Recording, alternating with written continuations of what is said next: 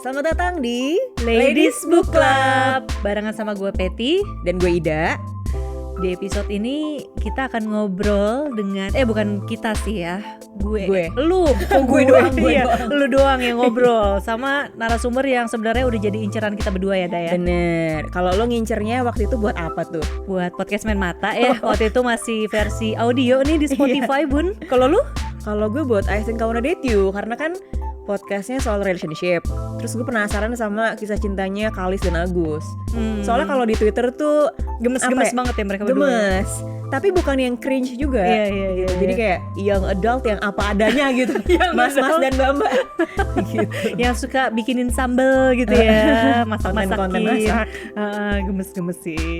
Iya sih. Terus waktu itu lu sudah sempat ngajak. Udah sempat DM tapi tidak dibalas ya. Mungkin karena Instagram saya tidak representatif sebagai content creator gitu. Tahun berapa sih emang? Tengah 2021 sih. Itu kayaknya masa-masa gue dan podcast yang terombang-ambing gitu. Jadi kelihatan memang energinya nggak full gitu.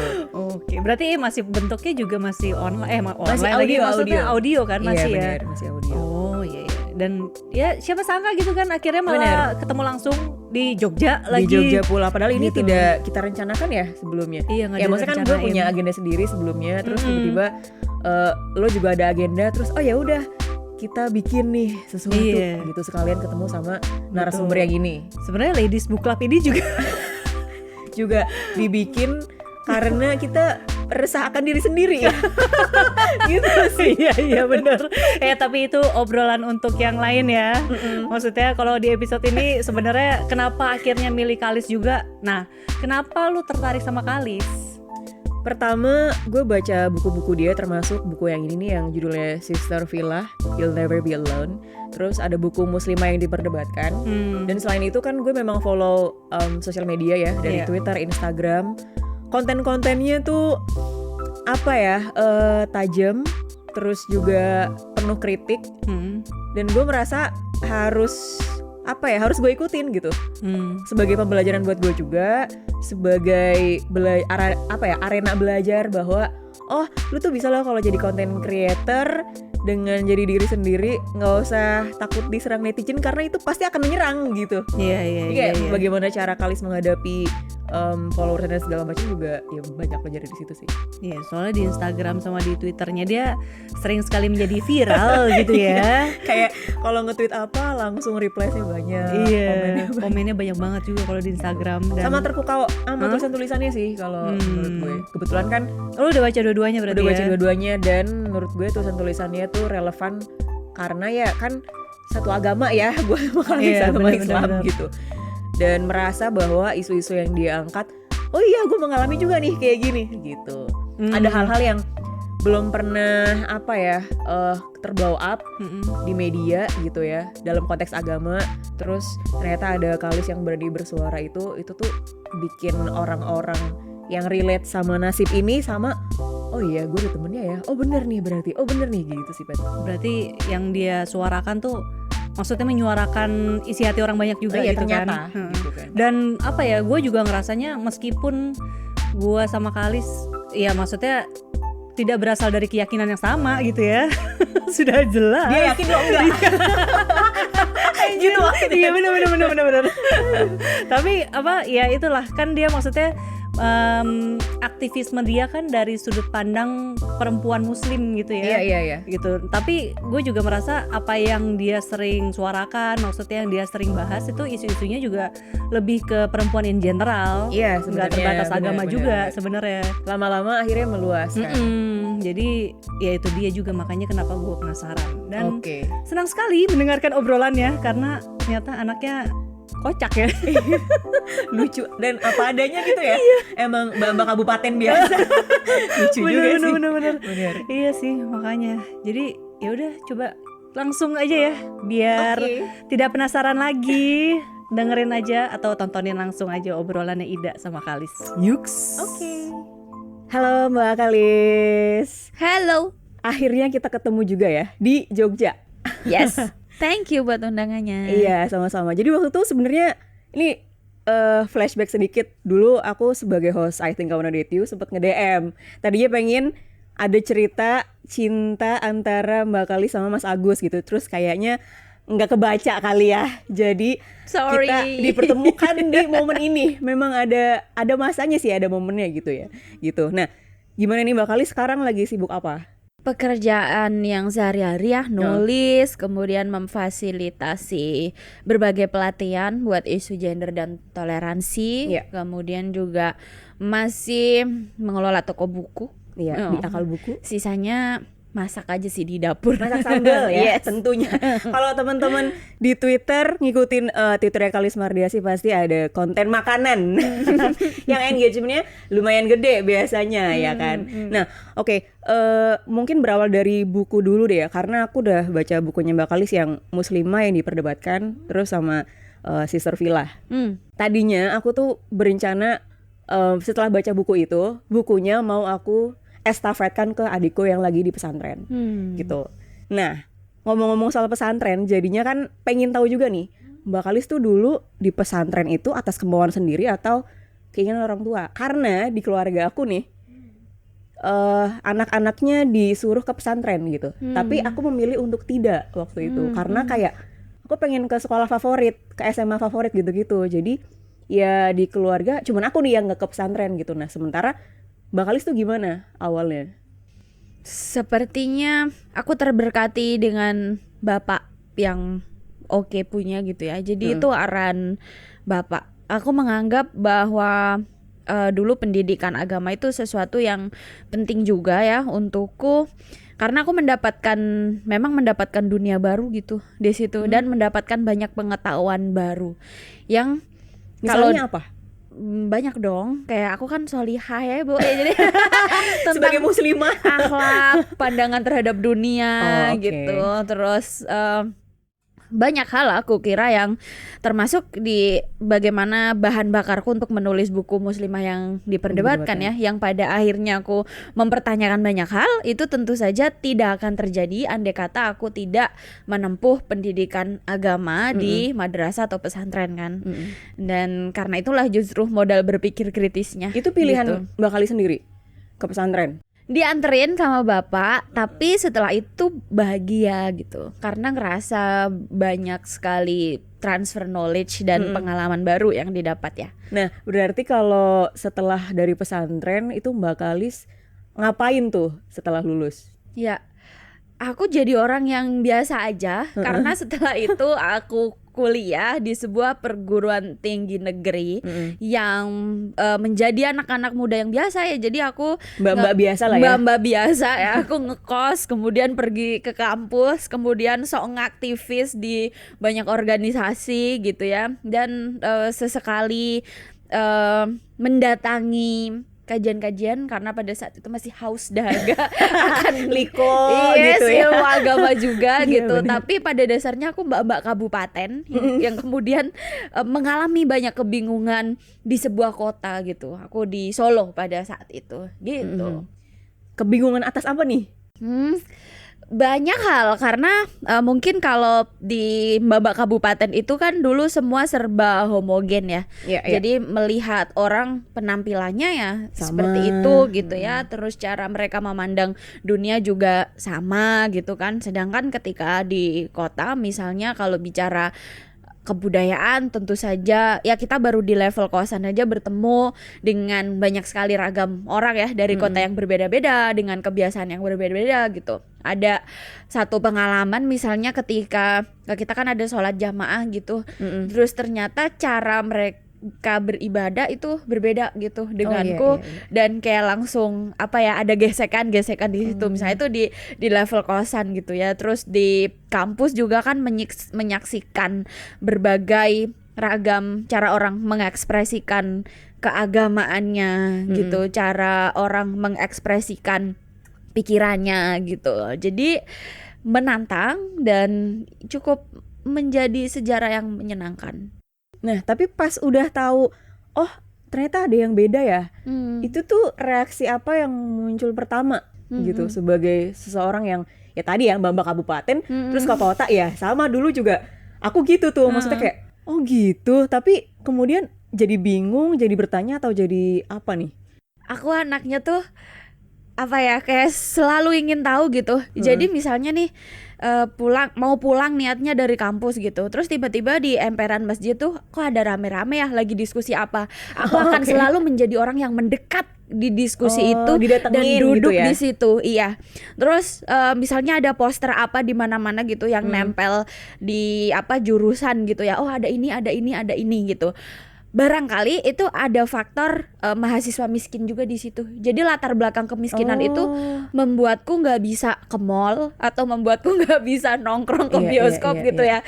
Jadi satu-satunya hiburan menjadi mahasiswa miskin itu adalah kesono kemari gitu ya, nyari kegiatan komunitas atau organisasi gitu, karena itu gratis, terus ada snacknya gitu kan. Yang penting memang ada snacknya sih untuk ganjal perut gitu sebagai anak kosan. Oh, nah kemudian dari situ setelah ikut banyak organisasi nih, terus kayak datengin kajian-kajian, itu apa yang Mbak Kalis dapetin sih, dan apa ya? Terus kemudian apa nih yang dilakukan ketika sudah dapet hal-hal itu? Aku nggak ngapa-ngapain.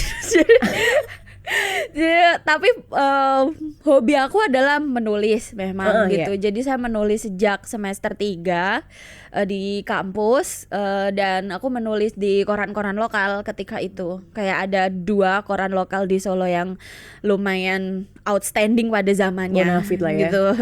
Terus itu juga alasannya sebetulnya dorongan nggak punya duit. Jadi aku menulis itu biar dapet honornya gitu. Nah, terus kayak tiap bulan gitu ya selalu ada lah 2-3 tulisan yang dimuat di koran itu. Terus kemudian uang dari menulis dibelanjakan dalam bentuk buku gitu ya. Jadi aku bisa baca buku, kemudian aku mereview buku, dapat duit lagi gitu aja perputarannya gitu. Jadi muter duitnya dari situ. Yes. Tulisan pertama apa? Masih inget nggak? Masih dong. Tulisan pertama aku tuh tentang apa coba? Tentang pramuka. Pramuka. Jadi nggak ada hubungannya sama isu yang sekarang lagi di ini ya, diperjuangkan. Yang sekarang ku gelutin. Jadi dulu kalau misalnya sebetulnya ya cara paling gampang dimuat di koran cetak itu adalah ketika ada momen-momen peringatan hari besar atau momen-momen peringatan hari pendidikan atau hari Kartini gitu ya, karena koran atau redaktur itu pasti akan menaikkan tulisan yang relevan dengan tema hari itu gitu. Jadi waktu itu aku hoki ketika hari pramuka 14 Agustus. Karena mungkin gak ada orang lain gitu yang ngirim. Ngapain zaman sekarang gitu kan nulis tentang pramuka gitu. Terus aku nulis pas hari pramuka itu karena dulu pas SMA aku tuh Pradana Putri. Oh gitu, sama dong. Berarti sama gitu. Laksana dong ya. Sama Laksana. Itu terus tulisannya tentang apa nih, pramukanya tuh apa?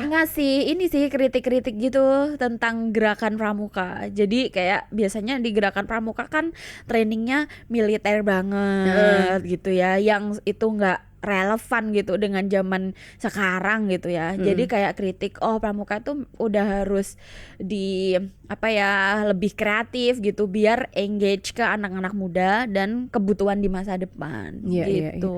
Oh. Terus dilalahnya dinaikin di koran itu. Yes, terus setelah itu ya anak muda tuh sebetulnya menulis apa aja.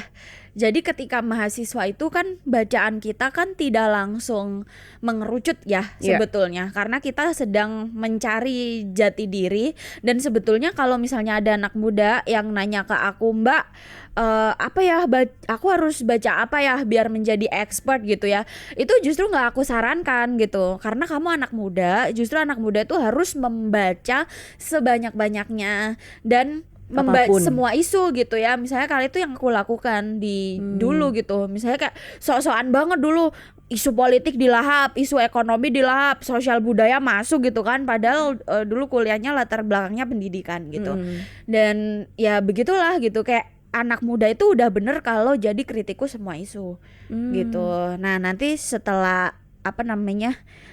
nggak tua gitu ya tapi dewasa, setelah semakin dewasa. Kita baru deh gitu kayak oke gitu, kamu mau jadi expertise tuh di bidang apa gitu. Nah setelah itu Mbak Kalis baca bukunya apa aja untuk sampai bisa kayak ternyata aku lebih tertarik ke hal yang ini.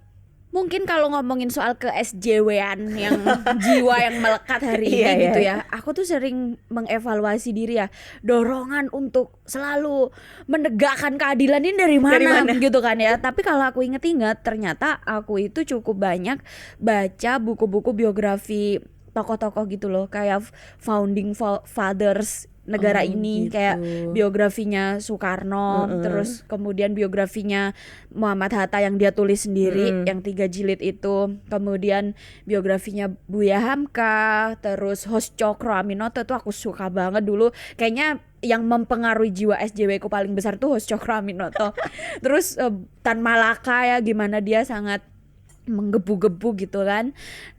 Dan pidatonya banyak tokoh gitu loh. Jadi tanpa sadar di situ tuh kayak aku ternyata banyak manusia di dunia ini yang mengorbankan diri mereka, atau simply nggak mengorbankan sih, sebetulnya tidak memikirkan diri mereka ya. Jadi hidup bukan untuk diri mereka sendiri, tetapi untuk memikirkan merelakan banyak hidupnya orang untuk gitu. banyak orang iya, gitu. Mengabdikan untuk kepentingan bangsa dan negara gitu. Jadi tanpa sadar itu tuh melekat gitu ya, semboyan-semboyan gitu, Selain Dasar Dharma prinsip-prinsip. Pramuka ya kan?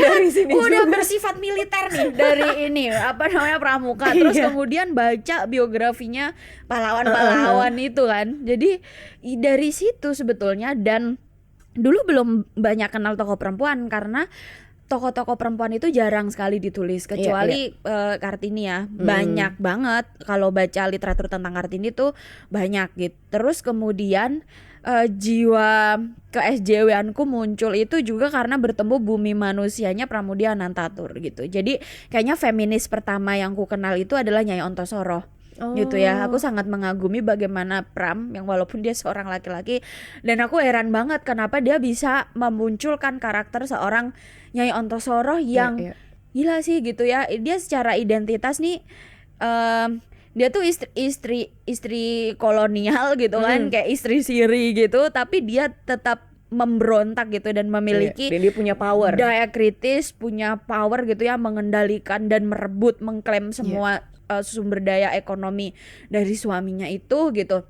Jadi waktu itu merinding gitu ya, merasakan kemerindingan itu gitu. Terus baca apa lagi ya aku? Tapi sebelum itu maksudnya setelah baca dan tahu ada tokoh Nyai Ontosoroh yang sebegitu powerfulnya sebagai seorang perempuan, apakah kemudian kayak ini apa? Atau udah tahu ini feminisme No. gitu? No. Aku bahkan nggak nyadar bahwa wah, Nyai Ontosoroh itu perempuan dan artinya perempuan aku bisa, nggak gitu. Yang nyampe itu nggak gitu. Aku cuman tahu wow, keren gitu ya, kayak orang itu sebetulnya punya hak untuk melawan gitu, untuk menabrak batas gitu ya. Misalnya kayak satu lagi yang Gadis Pantai. Jadi novel Pram yang paling aku suka juga Gadis Pantai itu ya, bagaimana dia gila menulis itu dengan, kebetulan aku dari Blora ya. Jadi Gadis Pantai itu kan di Rembang gitu kan. Jadi aku bisa membayangkan mungkin itu juga ya, ada kebanggaan bahwa di Jawa pesisir, di kota seperti Blora atau Rembang itu orang-orang itu melawan gitu. Jadi ada faktor itunya juga sih gitu. Drive-nya ada dari situ juga ya berarti ya. Terus kemudian mungkin kalau kesadaran pertama sebagai perempuan itu karena aku menjumpai buku-buku Merjen Satrapi. Jadi dari Persepolis, kemudian Embroideries gitu ya. Itu di situ baru muncul tuh hidayah ya, karena tokoh-tokohnya Marjan Satrapi itu kan tengil-tengil banget ya. Jadi kayak yang gitu ya, boleh ya ternyata jadi perempuan setengil itu gitu ya, senakal itu gitu.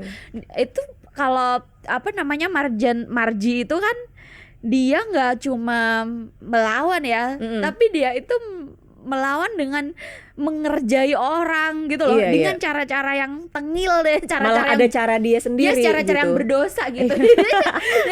Dia itu yang menginspirasi gitu, dosa dikit-dikit lah gitu. Bandel lah kali ya, bandel lebih bandel gitu. Nah berarti dari situ akhirnya muncul keinginan untuk apa nih? Maksudnya untuk kayak mereka, kayak tokoh-tokoh yang tadi Mbak Kalis baca, apa lebih ke kayaknya aku bisa ya kalau kayak gini juga tapi dengan cara yang lain gitu. Suatu ketika di tahun berapa aku lupa ya, itu pokoknya kuliah udah agak akhir gitu. Aku menulis sebuah tulisan judulnya Jilbab di Persimpangan Jalan Spiritualisme.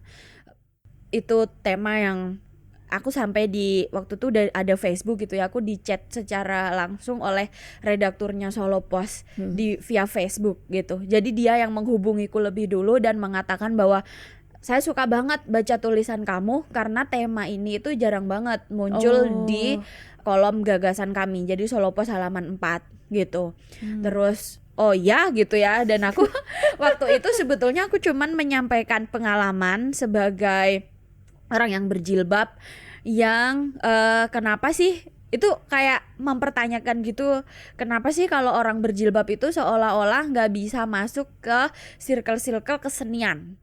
Karena pada saat itu jadi aku di anak bahasa kan itu satu gedung sama anak-anak seni rupa yang mana ya kan pergaulannya tuh kayak apa gitu kan. Bener. Dan aku selalu dianggap nggak pantas gitu bergaul dengan mereka, atau mungkin kayak dianggap mereka menerima aku tapi kadang-kadang kayak serius lo nggak apa-apa di sini gitu kayak dipertanyakan. Tapi memang kayak gitu sih. Gitu. Terus kayak yang aku bilang kenapa aku jadi aku boleh apa nggak berada di sini? Boleh sih, tapi kamu nyaman nggak sama kami? Kayak gitu. Jadi ya nggak apa-apa, aku menganggap ya kita main aja, nongkrong aja dan sebagainya. Walaupun misalnya kayak kita sangat berbeda gitu, misalnya dari segi pemikiran atau penampilan gitu ya, atau pandangan banyak hal akan dunia gitu. Jadi dan di situ aku menulis itu gitu ya. Emangnya kenapa kalau berjilbab datang ke konser musik aliran setan gitu ya? Emangnya kenapa kalau orang berjilbab berteman dengan orang-orang yang berbeda kayak gitu?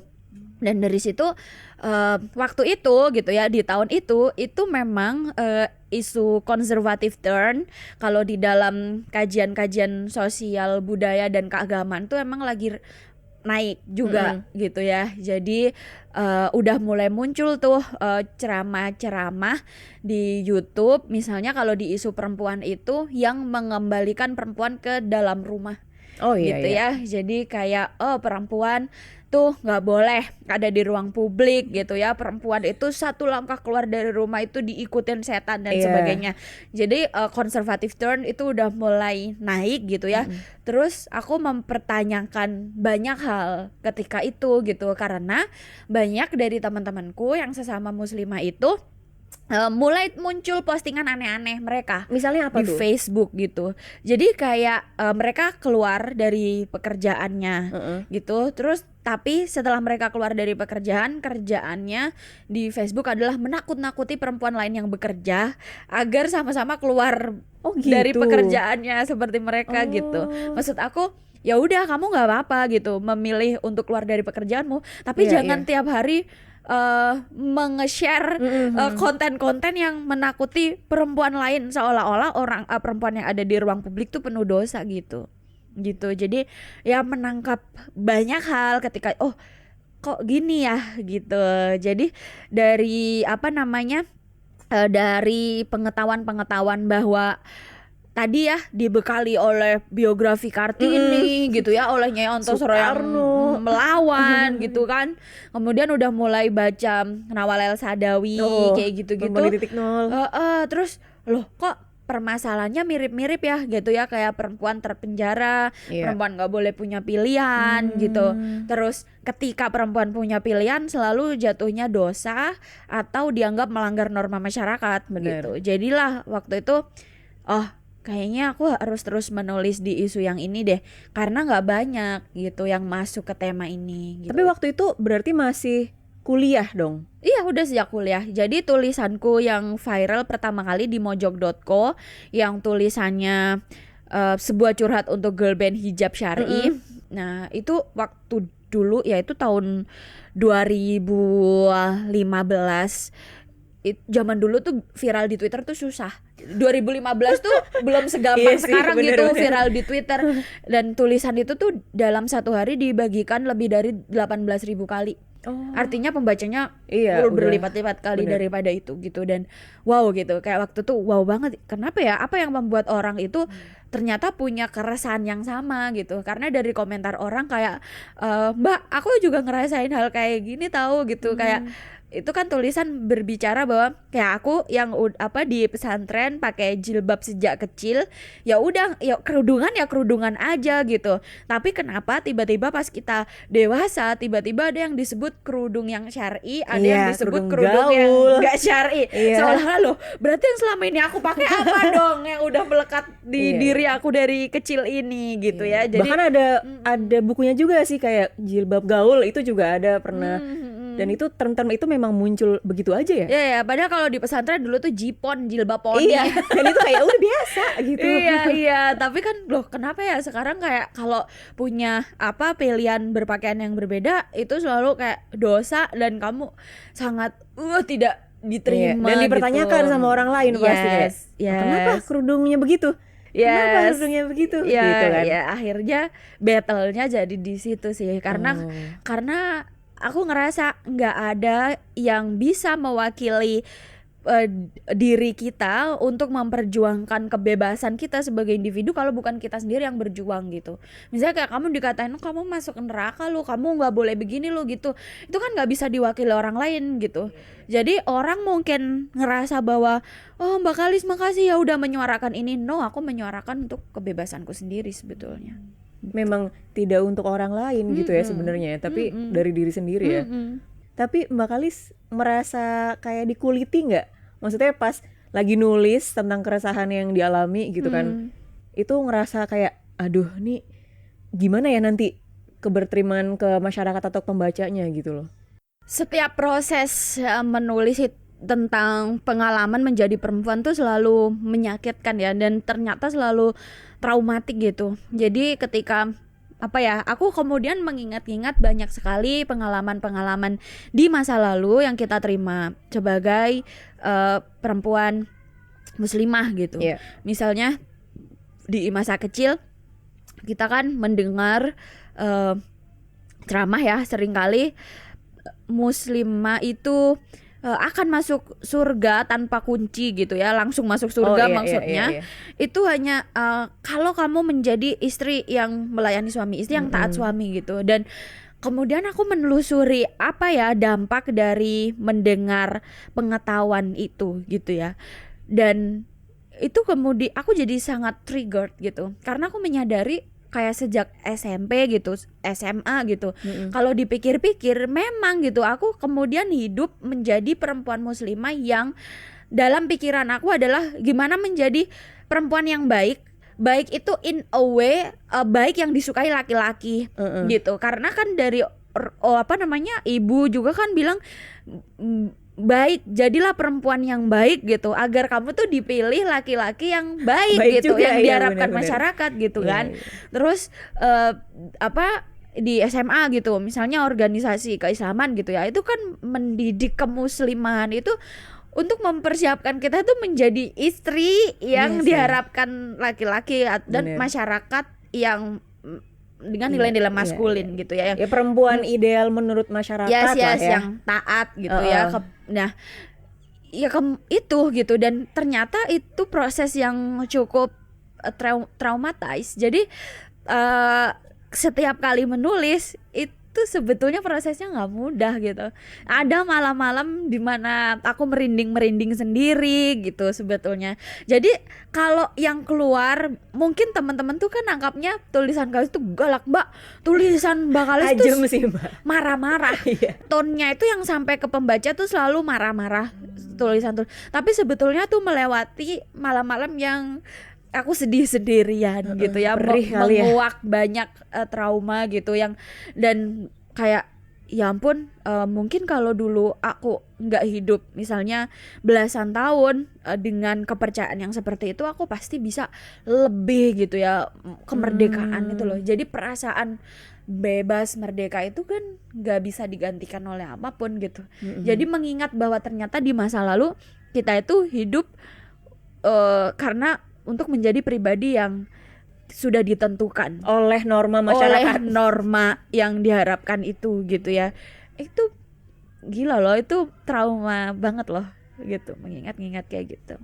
Tapi kemudian apakah misalnya Mbak Kalis punya satu temen yang jadi temen cerita lah ya. Maksudnya kan kalau sebagai ya individu apalagi perempuan gitu kan, kayak curhat sama temen deket, kalau misalnya kayak aku nulis kayak gini tuh nanti gimana ya, atau menurut kamu apa ya gitu. Sempet gak sih Mbak ada cerita-cerita kayak gitu ke temen dekat? Enggak, kayaknya aku impulsif aja. Oh iya, iya. Jadi ada masa-masa di tahun 2018, 2019, 2020 itu ya, itu kayak YouTube itu rame banget sama ceramah-ceramah yang nggak masuk akal. Jadi kamu akan menemukan ceramah yang bilang perempuan yang pakai high heels itu mandul. Gitu. Terus dan itu penceramah agama yang bilang. Terus ada yang bilang perempuan yang melahirkan secara sesar itu gangguan jin. Jadi kayak konten-konten yang sangat nggak masuk akal gitu. Selain konten-konten intoleran tadi ya kepada pilihan-pilihan perempuan. Jadi nggak ada waktu untuk diskusi. Jadi ketika apalagi konten itu nyampe gitu ya, itu langsung mbaknya tuh pengen marah gitu loh sebagai perempuan. Hak apa lagi wahai yang akan kamu renggut dari diriku gitu. Jadi kayak day by day itu kayak ngerasa oke, gue nggak boleh ngapain lagi gitu kan. Terus ada waktu tuh konten perempuan udah bercadar gitu ya. Terus ada penceramah yang bilang alis perempuan bercadar itu kayak merontokkan hati laki-laki gitu. Jadi gimana? Bayangkan ya, orang udah berkerudung kurang, terus disuruh bercadar. Alisnya masih mengganggu syahwat Anda gitu ya. Itu kan yang salah berarti bukan perempuannya dong. Harusnya Anda kemana-mana pakai helm hitam atau pakai apa gitu loh, agar Anda tidak terganggu dengan keberadaan perempuan gitu kan. Jadi saking banyaknya kayak gitu, nggak ada waktu buat curhat atau diskusi. Bawaannya pengen melawan dan menegakkan keadilan gitu. Nah, dengan adanya isu-isu yang tadi Mbak Kalis ceritakan ya, misalnya kayak ya ada beberapa penceramah yang apa ya, jadinya bikin keributan gitu ya di timeline sosial media. Nah, itu Mbak Kalis menyikapinya gimana untuk apa ya, berarti dalam tanda kutip mencerahkan bahwa udahlah ini tuh jangan ditakut-takutin gitu, dan kita tuh nggak apa-apa, baik-baik aja loh sebagai perempuan gitu.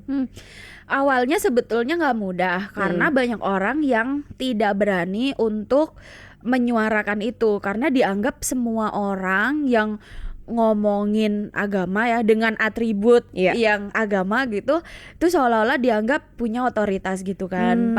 Padahal ya kalau dia menyuarakan kebencian gitu, terus kemudian tidak sesuai dengan realitas gitu ya, misalnya perempuan hanya boleh di rumah saja gitu, menyenangkan suami gitu, padahal realitanya di Indonesia gitu ya, misalnya 80% perempuan pekerja gitu di dalam rumah tangga di Indonesia, atau di Indonesia juga itu sebetulnya 30% itu keluarga dipimpin oleh perempuan kepala keluarga. Jadi banyak banget perempuan kepala keluarga yang dia kehilangan suaminya karena suaminya jobless karena sakit menaun, suaminya di PHK, kemudian suaminya meninggal karena konflik atau bencana alam gitu. Jadi itu kemana gitu ya, kamu nggak membicarakan itu, sedangkan perempuan-perempuan ini itu harus bekerja karena dia menghidupi dirinya sendiri, dia menghidupi anak-anaknya, dan dia kadang juga menghidupi extended family kalau dia masih punya orang tua, punya saudara-saudara kayak gitu. Nah, kenapa nggak membicarakan realitas itu gitu? Nah, di situ biasanya aku kan bukan ahli agama, tetapi aku meminta teman-teman perempuan untuk menceritakan pengalaman hidup mereka. Oleh karena itu aku campaign #mencatat pengalaman perempuan itu gitu. Jadi kayak aku gini, teman-teman yang perempuan kepala keluarga atau teman-teman yang dibesarkan oleh ibu yang seorang perempuan kepala keluarga, cerita dong gitu. Apakah ibu kalian merasa bahwa ibu kalian ini sumber fitnah gitu kan ketika lagi di luar rumah gitu kan? Terus ya enggak dong gitu kan. Terus kemudian banyak yang bercerita gitu, oh ya aku dibesarkan oleh ibu yang seorang dokter, dia perempuan kepala keluarga, ibu yang seorang pendidik, ibu yang seorang pedagang tangguh gitu ya, yang dia subuh-subuh udah berangkat ke pasar dan lain-lain, dan gara-gara ibu nggak menikah lagi, tetapi bisa membesarkan kami 3 anaknya, dan sekarang kami anak-anaknya tuh jadi orang sukses semua kayak gitu. Lalu ya kita harus membicarakan ya dari situlah gitu ya, setelah teman-teman perempuan ini bercerita banyak dengan pengalaman mereka sendiri gitu, aku bilang bahwa pengalaman kalian sebagai manusia tuh valid gitu. Jadi terus bahwa Islam itu nggak hanya bicara tentang larangan-larangan itu gitu, tetapi Islam juga berbicara bagaimana sebetulnya peran laki-laki dan perempuan tuh sama-sama menjadi khalifah fil ard, atau pemimpin di muka bumi, atau menjadi wakil Tuhan di bumi dalam rangka berbuat kebaikan gitu. Ada banyak sahabat-sahabat perempuan yang diceritakan dalam Al-Quran maupun hadis yang mereka juga memiliki peran pada masanya gitu kan. Ada yang menjadi ahli hukum, ada yang menjadi aktivis Aisyah radhiyallahu anha itu aktivis yang mengadvokasi kasus-kasus kekerasan dalam rumah tangga. Kalau kita baca hadis-hadis dia ketika ngobrol dengan Rasulullah SAW gitu. Jadi di isu-isu domestik itu dia yang menyampaikan kepada Rasulullah, tadi aku didatangi oleh seorang perempuan yang punya masalah dengan suaminya dan sebagainya. Jadi dia penyambung lidah perempuan. Dan itu yang tidak banyak orang tahu sebenarnya. Itu nggak dibicarakan. Yang dibicarakan hanya tadi, tempat perempuan yang paling baik adalah pojok belakang rumah. Udah gitu. Kayak ada banyak list dosa-dosa perempuan nih kayak gini banyak ya. Iya banget gitu. Terus kayak kalau di masjid gitu zaman kecil, aku inget banget ya, kayak perempuan tuh kalau ada suami tuh harus pakai bedak, jangan dasteran gitu-gitu ya. Terus kan gimana ya gitu ya kan, ibu-ibu nih udah capek gitu kan, dari suaminya belum bangun dia udah harus bangun duluan, masak, kemudian bayinya nangis harus nenenin gitu, harus masakannya matang sebelum suaminya berangkat ke kantor gitu kan, terus kemudian bersih-bersih rumah. Jadi suaminya di kantor ASEAN nih gitu ya, kantornya adem. Sampai suaminya pulang lagi itu kerjaan rumah ibu ini belum beres gitu ya, tapi masih ditakut-takutin gitu. Jadi ceramah-ceramah yang penuh ketakutan itu kan gimana ya, kok kayaknya perempuan hidupnya hanya penuh ketakutan, dikasih ketakutan gini, padahal in reality gitu we are doing great dan melakukan banyak hal yang itu nilainya pahala semua gitu. Kita merawat kehidupan anak-anak gitu ya. Di sosial juga, misalnya misal ada tetangga yang sakit, siapa yang mengorganisir gitu untuk tahu oh tetangga itu sakit, kita tengokin dan sebagainya. Itu kan semua kerja-kerja sosial perempuan gitu. Kenapa nggak kita ngomongin kerja-kerja perempuan ini yang semuanya bernilai ekonomi, bernilai sosial, bernilai manfaat, dan bukan ngomongin dosa perempuan terus gitu sih. Dan salah satu platform yang efektif penyampaiannya yaitu di sosial media ya. Yes, dan itu juga sebetulnya aku berkembang itu bersama pembaca dan bersama followers gitu. Jadi kalau pengalamanku ini kan nggak seberapa gitu, bisa dibilang ya walaupun tadi ya serangkaian trauma yang aku alami sebagai muslimah itu ada, tetapi setelah aku menjumpai banyak DM di Instagram, di Twitter, itu aku merasa diriku sangat privilege gitu. Setelah aku mengobservasi diriku sendiri, karena ternyata banyak banget cerita-cerita di luar sana, perempuan-perempuan yang bahkan nggak punya keberanian buat sekedar senyum gitu. Ya karena merasa dirinya kalau senyum tuh nanti ada gempa bumi, ada apa kan, ditakut-takuti kan. Perempuan sumber fitnah berdosa dan sebagainya gitu. Terus perempuan yang dia buat itu in reality ya, buat keluar rumah aja tuh takut gitu misalnya, karena nggak boleh di luar sana tuh tempat yang tidak aman buat perempuan gitu kan. Jadi mindset. Jadi kalau tidak aman itu bukan kemudian kok perempuan yang harus dipenjara ya gitu. Bukan memikirkan bagaimana agar jalanan menjadi tempat yang aman gitu ya. Bukan lingkungan yang dibuat nyaman gitu bagaimana kan. agar ruang kerja menjadi tempat yang aman, bagaimana agar pasar menjadi tempat yang aman gitu kan. Nah, kayak gitu-gitu. Terus ada yang korban kekerasan, terutama yang mereka ini yang membuat aku nggak bisa berhenti ya, karena sering banget terima DM yang, Mbak, akhirnya aku berhasil keluar dari relasiku yang abusive gitu, gara-gara ya aku baca nggak hanya tulisanku, karena sebetulnya di bawah tulisanku yang di Instagram itu biasanya kemarin muncul banyak sekali cerita-cerita dari teman perempuan lain yang kemudian mereka empowered each other gitu. Jadi dari situ gitu Mbak, ternyata banyak perempuan yang mengalami cerita yang sama dan mereka punya keberanian, dan akhirnya aku juga memutuskan diriku harus punya keberanian kayak gitu-gitu. Jadi dan bahkan kadang-kadang ya ampun, the power of tulisan itu bahkan bisa menyelamatkan nyawa orang lain gitu loh. Jadi kayak perempuan-perempuan yang ada di abusive relationship itu kan ada yang banget yang taruhannya nyawa. Jadi aku sering dikirimin foto mereka yang bibirnya berdarah, terus tubuhnya memar-memar kayak gitu. Terus gimana Mbak keadaannya gitu. Aku udah ini Mbak, dengan segenap keberanian setelah baca tulisan Mbak Kalis akhirnya aku berhasil kabur bawa anakku gitu. Kayak yang oh gitu, berarti nggak boleh berhenti sih gitu. Aku menulis buat mereka.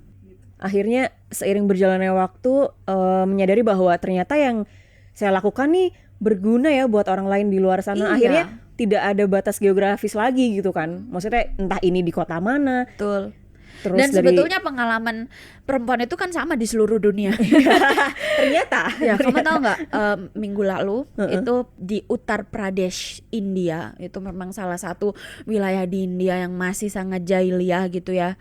Ada seorang perempuan usia 13 tahun, dia diperkosa, vaginanya masih bleeding, masih berdarah-darah. Bahkan anak perempuan ini nggak bisa bangkit karena tubuhnya tuh memar-memar semua gitu ya. Apa yang dilakukan oleh laki-laki yang ada di sekitar situ, memvideokan, dan videonya itu viral di media. Kita hidup di 2022 tapi kayak gila ya, ini masih jahiliyah gitu ya. Kalau zaman dulu misal ada bayi perempuan dikubur hidup-hidup gitu kan, yang kita baca di teks kitab suci misalnya, atau ada yang sampai dibuang gitu kan. atau yang bahkan jadi yang lahir bayi perempuan tuh nggak diharapkan gitu ya. Terus ya oleh karena itu tradisi under killing muncul dan itu masih ada sampai gitu sampai zaman sekarang gitu. Dan nggak hanya di South Asia aja gitu, sebenarnya di semua di negara-negara yang kita pikir sudah lebih maju juga masih ada. Nah, selain dari cerita-cerita tadi, terus menyadari bahwa yang kita lakukan tuh berguna buat orang lain gitu.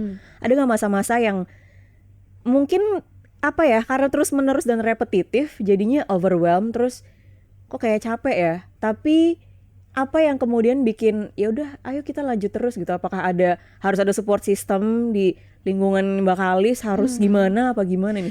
Sebetulnya yang bikin capek adalah ketika ngerasa audiens ini harusnya belajarnya itu udah di tahap 80% nih gitu.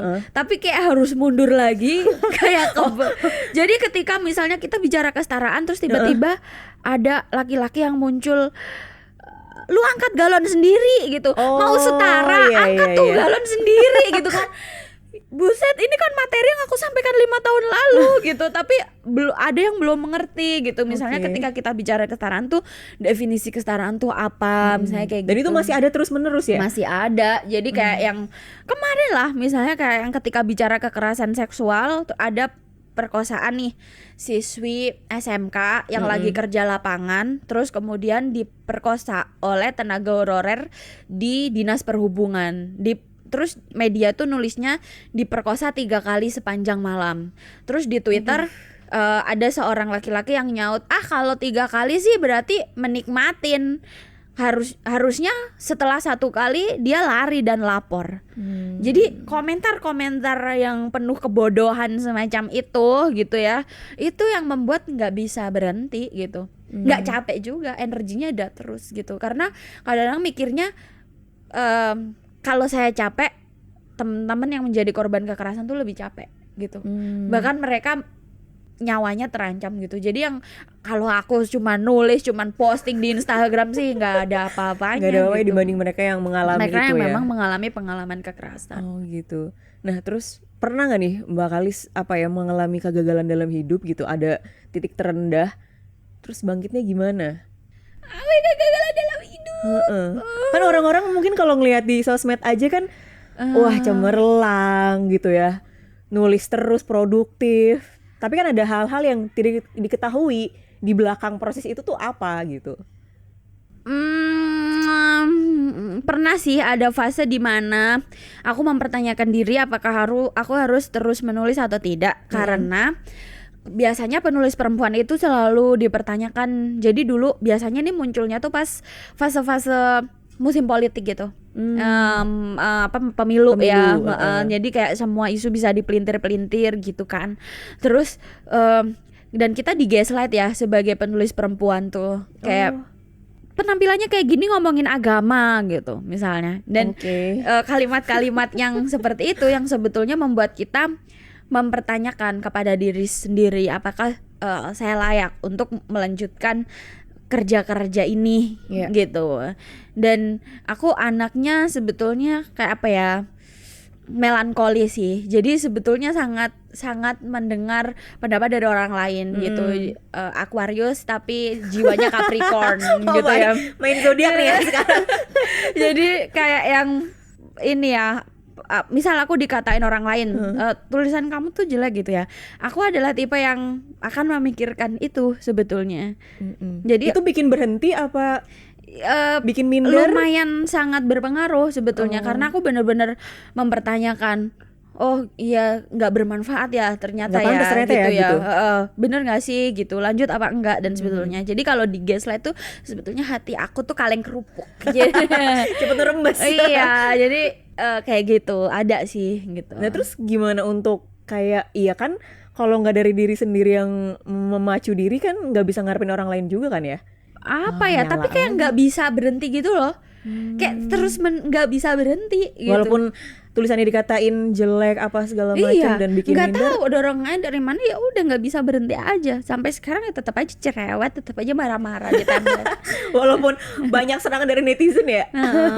Dan semakin ini sih kayak semakin pengen produktif terus. Kalau sekarang ada di level banyak banget yang masih pengen aku tulis gitu. Kayaknya nggak habis-habis isunya yang pengen ditulis gitu. Apa ya, dalam 5 tahun atau 10 tahun ke depan deh gitu, maksudnya Mbak Kalis ngelihatnya tuh akan seperti apa? Apakah yang diperjuangkan sekarang atau yang dilakukan sekarang tuh kayaknya bakal kayak gini nih, ada bayangan gitu gak sih Mbak? Aku percaya kita akan menuju ke masa yang lebih baik, tapi itu ditentukan oleh banyak hal ya. Karena situasi kehidupan kita itu kan ditentukan oleh banyak ya, kondisi geopolitik gitu ya, ada peperangan di belahan dunia mana itu sangat berpengaruh kepada kita gitu kan. Pandemi Covid misalnya itu membuat perjuangan pencegahan perkawinan anak yang kita perjuangkan kayak udah selama 30 tahun itu mundurnya itu dahsyat banget gitu. Kayak perjuangan 30 tahun kemarin tuh jadi nggak ada apa-apanya gitu. Terus karena dalam situasi bencana atau keluarga-keluarga yang paling miskin itu memilih untuk menikahkan anaknya gitu. Atau misalnya di dalam kondisi-kondisi bencana alam misalnya kayak gitu. Jadi betul perjuangan kita semakin masif, semakin banyak yang kita kerjakan gitu ya. Betul. Tetapi kita selalu juga punya tantangan-tantangan. Berarti memang apa ya, memang harus dari diri sendiri, terus jalanin aja terus ya sampai kita nggak tahu lah nanti akan berhenti di mana selama kita masih hidup gitu dan bisa berkarya terus gitu ya. Tapi sekarang ini loh, bicara kesetaraan gender itu aku bilang sangat populer ya. Jadi kalau dulu kesetaraan gender itu elitis itu dia hanya ada di perguruan tinggi, misalnya di studi gender atau kajian gender, atau orang-orang yang memiliki akses pengetahuan itu buku-buku yang diterjemahkan gitu. Misalnya kalau aku kan mengaksesnya feminisme Islam gitu ya. Aku membaca Aminah Wadud atau Fatimah Mernissi atau buku-bukunya Rifat Hasan. Itu kan buku-buku yang enggak semua orang punya aksesnya gitu. Tetapi sekarang anak-anak SMP pun mereka udah bisa mengklaim I'm a feminist gitu. Anak-anak SMP udah bisa melawan pelecehan seksual gitu karena mereka memfollow banyak sekali pengetahuan-pengetahuan yang ada di Instagram, yang ada di platform like us sekarang gitu-gitu. Semakin demokratisasi pengetahuan tuh semakin nyata. Jadi harusnya sih percepatan kemajuannya semakin nyata juga. Ini terakhir nih Mbak Kalis, karena kita tadi udah banyak banget ngobrol ya. Aku pengen tahu, maksudnya ada gak sih goals personal Mbak Kalis sebagai penulis perempuan dengan apa ya, dengan mengambil sudut dari gender perspektif gitu.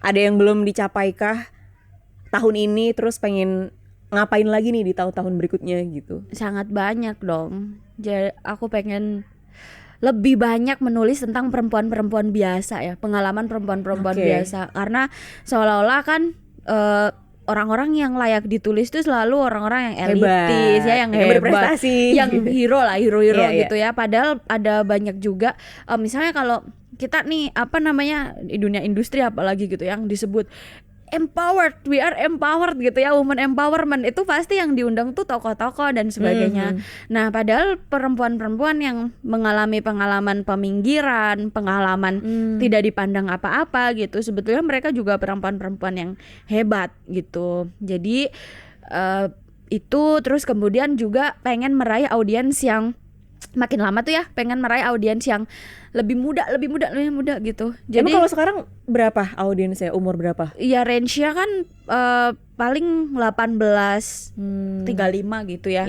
Nah, tapi gimana caranya ya anak SD tapi dia udah paham self value, udah paham self worth gitu. Sehingga sekarang kan pengalaman kekerasan tuh kayaknya udah makin deket gitu. Misalnya kalau kita bicara kekerasan berbasis gender online aja gitu ya, yang anak-anak yang itu masuk tidak mengenal umur bahkan kan. Yes, yang masuk ke fanbase itu terus kemudian di grooming sama laki-laki dewasa, mereka mengalami pelecehan dan sebagainya.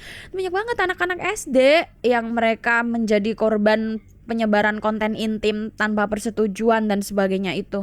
Jadi kita tuh butuh percepatan gitu. Gimana caranya ngejar ke audiens yang lebih muda untuk bicara tentang pilihan dan berdaya sebagai perempuan. Jadi menyasar ke audiens yang lebih muda agar dia juga kalau udah mau tumbuh dewasa dia udah lebih ngerti lagi gitu ya, nggak terlambat gitu ibaratnya dalam tanda kutip. Oke, terima kasih banyak ya Mbak Kalis sudah mau diundang ke Ladies Book Club hari ini. Semoga kita bisa ketemu di lain kesempatan dan semoga apa ya, banyak PR dan goals Mbak Kalis tercapai juga gitu. Terima kasih. Thank you. Sampai jumpa.